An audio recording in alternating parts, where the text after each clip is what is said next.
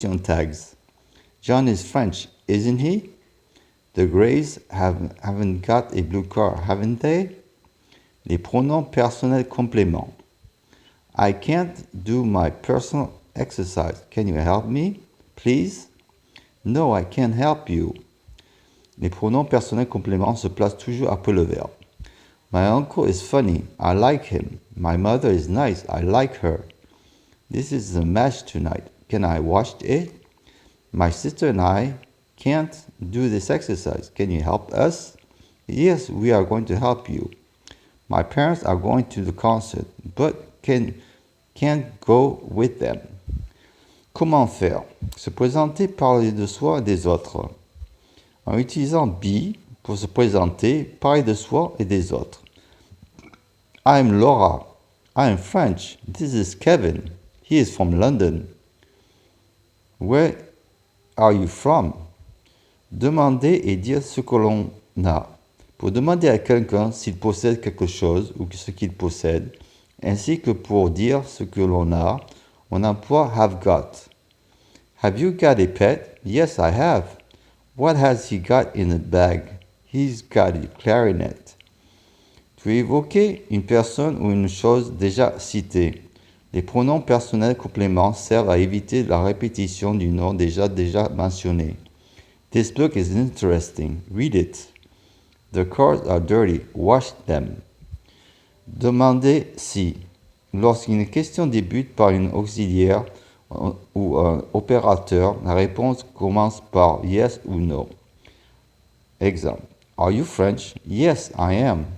Has she got dark hair? No, she's got fair hair. Interroger sur là où les personnes, là où les choses, le lieu. Who, interroger sur là où les personnes. What, sur là où les choses. Where, sur les lieux. Who is your math teacher? Who is your math teacher?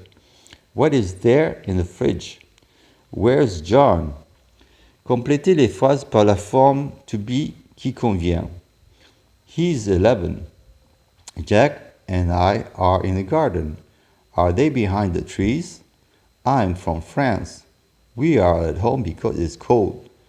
Complétez la forme to have got qui convient. John and Mary don't have long hair. I don't have green eyes. My sister has a canary. What have you in your pockets?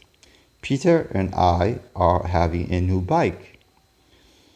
Réécris les phrases suivantes en remplaçant la forme contractée par la forme pleine. She's got a tennis racket and it's new. She's got a baby brother and he's lovely. Theirs are 12 years old. There's an interesting program on television.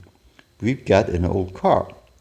Complétez les phrases suivantes par les formes to be or to have got qui conviennent. My parents have got an English car. It's 12 o'clock. We are very hungry. Do your parents have a computer? I'm not very well today. Mets les phrases suivantes à la forme interrogative, puis à la forme négative. He's got dirty trousers. She's 13. They've got a television set in the kitchen. Complétez par les pronoms personnels qui conviennent. Do you like detective books? Yes, I love her detective books. Mom's is making a cake. I'm helping her. Can you help me? Can I help her? My sister and I are working. Dad is helping her. My brother is playing in the garden, but I can't play with her because I'm working.